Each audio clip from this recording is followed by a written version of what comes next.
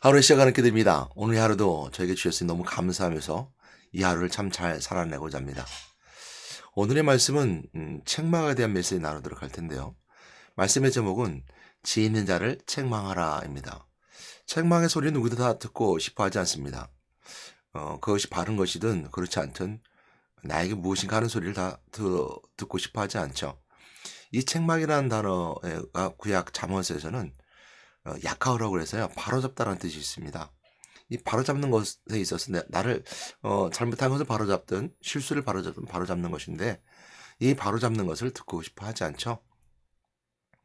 뭐 스스로 본인의 잘못을 인정하고 싶지 않은 부분이 없지 않아 있을 겁니다. 잠언서 9장 8절 9절 말씀을 한번 보게 되면요. 거기에 책망에 대한 메시지가 나오는데 8절에 보게 되면 거만한 자를 책망하지 말라. 그가 너를 미워할 거와 두려우니라. 지혜 있는 자를 책망하라. 그가 너를 사랑하리라. 지혜 있는 자에게 교훈을 넣어라. 그가 더욱 지혜로워질 것이요 의로운 사람을 가르치라. 그 약식이 더하리라. 지혜 있는 자를 책망하라라는 말씀 속에 그 배경이 되는 것은 거만한 자를 책망하지 말라는 겁니다. 지혜로운 자를 책망하라라는 것이죠. 그가 너를 사랑한다는 겁니다. 그러니까 그 책망을 받아들여서 그 바로잡음을 하고 하는 그 마음을 아는 사람은 오히려 책망한 사람을 사랑한다는 거죠. 그 지혜 있는 자를 책망할 것이고 구절 말씀 보는 것처럼 지혜 있는 자에게 교훈을 더하라. 이게 책망이 교훈이 된다는 것이고요. 그가 더욱 지혜로울 것이라 그랬습니다. 우는 사람을 가르치고 그 약식을 더하게 된다라고 분명히 말씀해 주고 있죠. 그러니까 우리가 알 것은 뭐냐면요. 거만한 자를 책망하지 말라는 것에 있습니다. 우리가 아무나 책망할 수는 없죠. 그런데 거만한 자들이 있습니다. 책망을 받아들이지 않는 자들이죠. 그래서 이제 8절 말씀 나오고 7절에 보게 되면요. 이렇게 기록해지고 있습니다. 거만한 자를 징계하는 자는 도리어 능욕을 받고 악인을 책망하는 자는 도리어 흠을 잡히니라. 그러니까 오히려 그 흠이 되고 거만한 자를 책망하면 도리어 능욕을 받는다는 거죠. 우리가 요즘 같은 세상에서 그런 것 같아요. 아이들을 책망할 때 보면 아이들이 오히려 선생님을 능욕시키는 경우가 있어요. 어린 거만해서 도리 흠을 잡으려고 하는 이런 제자들이 있죠. 뭐 다 그런 건 아닙니다. 다 그러지 않으라 믿습니다. 그러나 그 마음에 그 생각에 악한 마음이 들어가면 이제 추악한 사단의 세력이 들어가게 되면 일반적으로 그렇습니다. 능욕시키려고 합니다. 뭐 교회는 그럴 일 없지라 보지만 그렇게 일이 있다면 안 되겠죠. 그러면서 이제 지혜로운 자를 책망하면 그것이 훈계가 되고 더욱 책망한 자를 사랑한다 그랬어요. 그래서 책망과 학대의 관계, 그러니까 책망을 받아들인 사람의 문제 있을 수 있겠죠. 그 책망을 받아들인 사람의 문제도 있을 것이고 책망한 사람에도 문제가 있을 것입니다. 그런 얘기를 한 적이 있는 것 같아요. 아이들의 체벌에 대한 관계, 그래서 체벌에 대한 관계를 얘기를 하게 되면 이제 공교육의 아버지 페스탈로스인가요?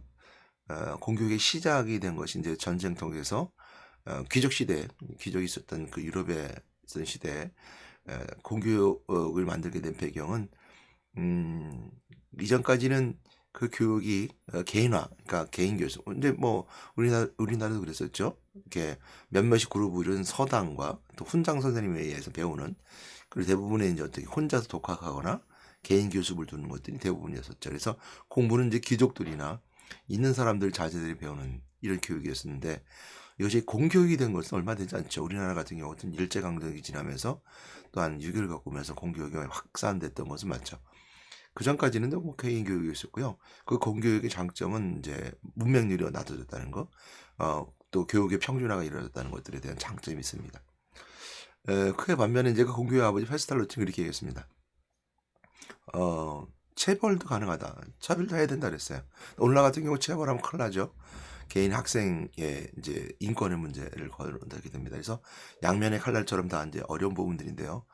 근데 공교육의 아버지 이제 페스텔러치가 왜 체벌을 주장을 했냐면 사랑하는 아들이라면 사랑하는 제자들이라면 체벌을 해서라도 바로 잡아야 된다는 것이었어요. 그런데 그걸 가지고 좀 토론을 나눈 적이 있었는데 토론할 때 얘기했던 것 중에 하나가 뭐냐면 제 주장을 했었습니다. 뭐다 맞는 건 아니지만 체벌하는 사람들의 감정이 들어갔느냐. 그러니까 내 개인적인 욕심의 감정이나 내 욕구에 따른 아니면 내가 스트레스 받는 것에 따라 일반적인 자신의 감정이 그 아이에게 투사가 됐느냐. 이런 내용이었습니다. 그렇다면 그거는 체벌이 아니라 학대다 이렇게 봤고요. 그러나 이제 교훈적인 훈계적인 체벌 같은 경우는 사랑이 담겨 있다면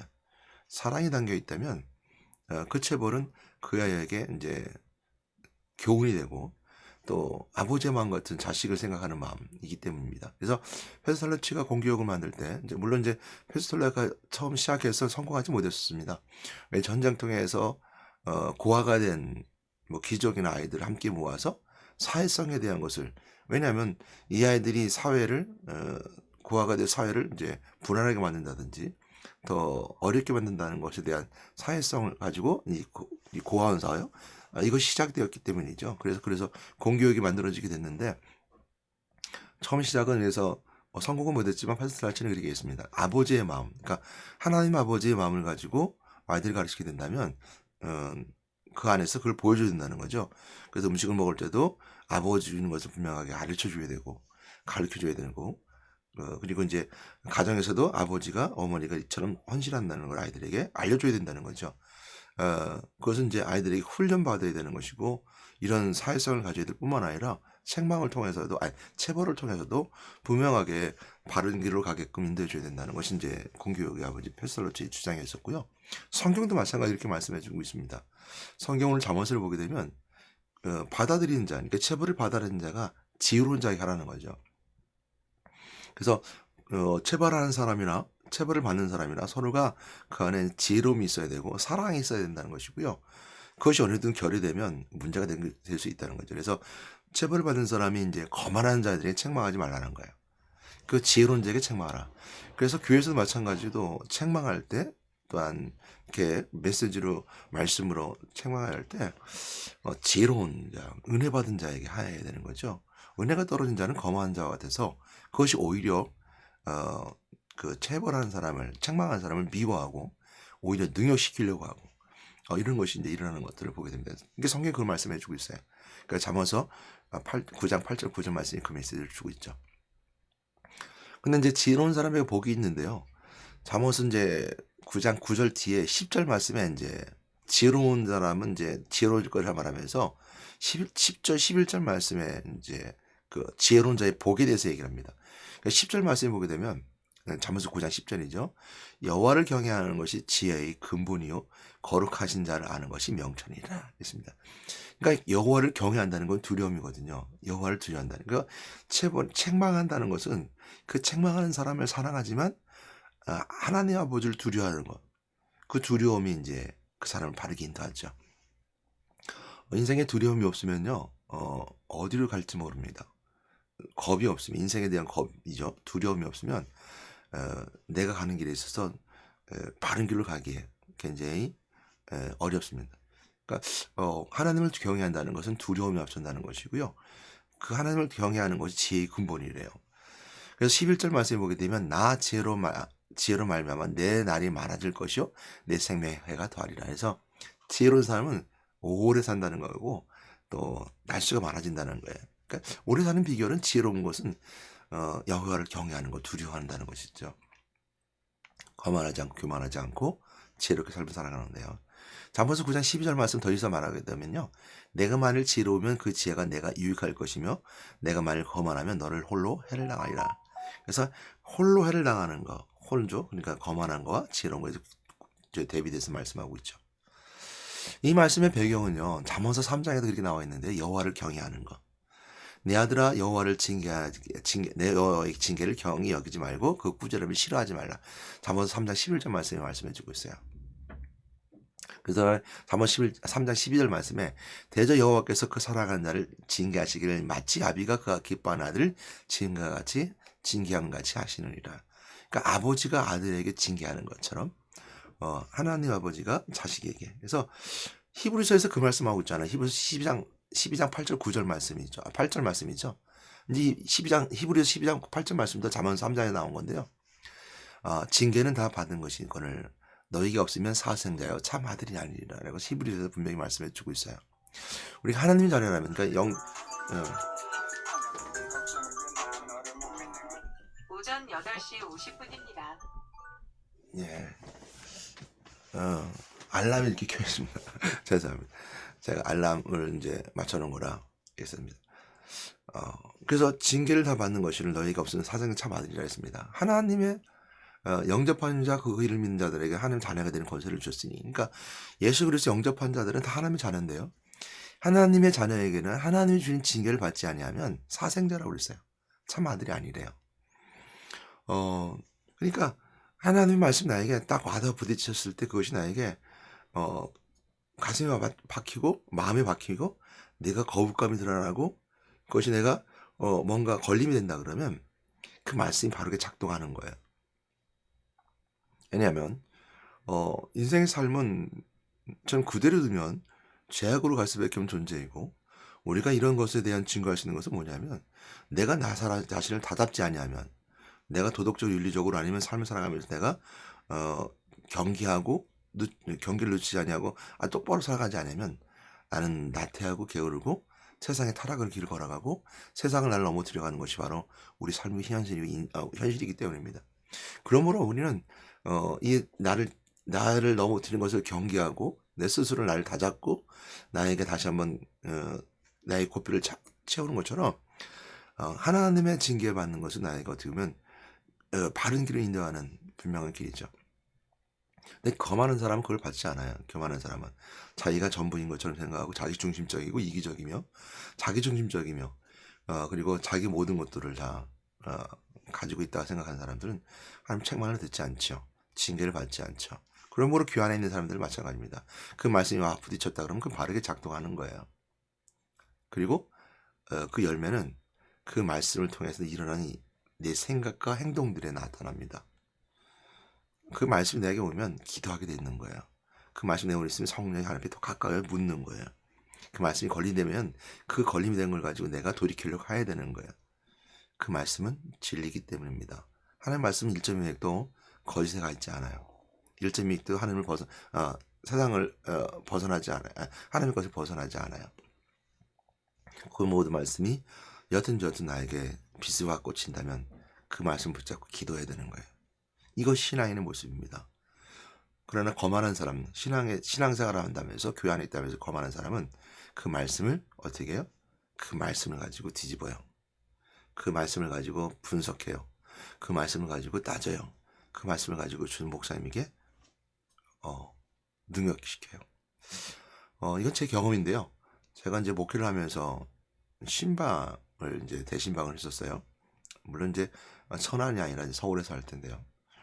서울에서 대신방 기간에 저는 이제 52주 주일날 메시지를 묵상하면서 1년 동안 있었던 메시지를 묵상하면서 그 메시지 중에서 이제 말씀을 선택해서 그 가정을 생각하면서 묵상하고 그 가정 가서 이제 말씀을 주었어요. 근데 이제 대부분의 신방 갔을 때 메시지는 복된 메시지들이 많잖아요. 근데 이제 주일날 메시지는 복된 메시지보다 조금 책망한 메시지들 수 있고 조금 그 교훈적인 메시지도 있잖아요. 근데 그 메시지를 줬더니 그저 약간 교훈적인 메시지였어요.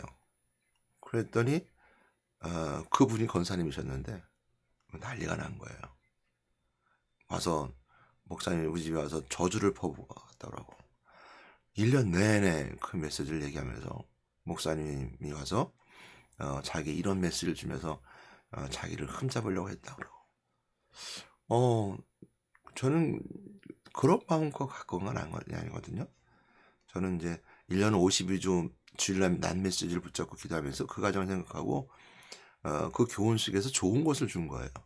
그런데 교훈하기에 앞서서 그걸 생각하는 단어적인 거, 저는 다른 생각을 가진 거, 1년 동안 헛들은 거죠.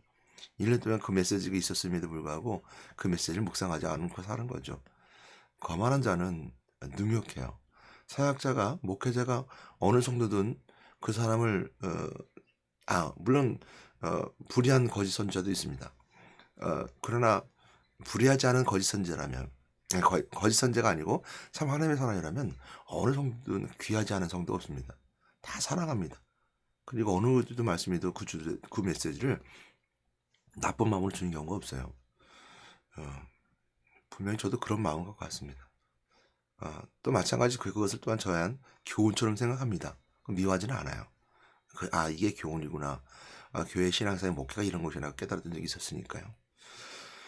저는 오늘 히브리서 12장 8절 말씀 징계는 받는 것이거늘 너희가 없으면 사생되어 참 아들이 아니라는 말씀을 기억하시고 오늘 잠언서 9장 8절 9절 말씀을 기억하시 기 바랍니다.